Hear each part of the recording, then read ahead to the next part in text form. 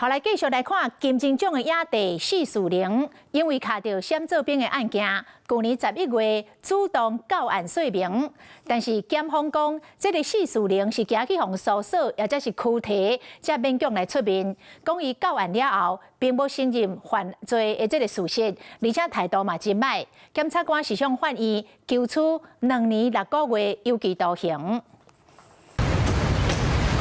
地无挂嘴案，金钟影帝释树玲因为涉嫌闪兵案被传出庭。目前还没有什么可以跟大家报告的。那我们所要陈述的，到时候都会在正式开庭的时候跟法官做一个陈述。然后目前就是这样，对，不好意思，谢谢大家。所以还是受骗，觉得自己是受骗。到时候我们在正式开庭的时候会一起跟法官陈述。 艺人闪兵案连环报，释树玲去年11月主动说明，要么无论是接受访问，还是法庭，伊拢讲伊无做假闪兵。去验的时候没有过，然后就要再去检验嘛，然后后来就要检验的第3次，对，然后才说不行。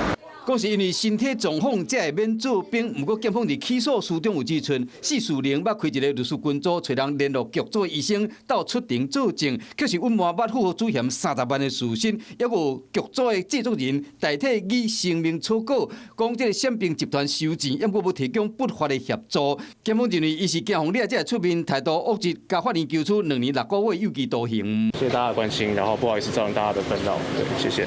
闪兵集团的主嫌已经承认有协助闪兵，释树玲免做兵，到底是身体状况，还是牵涉到不法，就看检辩双方安怎攻防加法官的认定。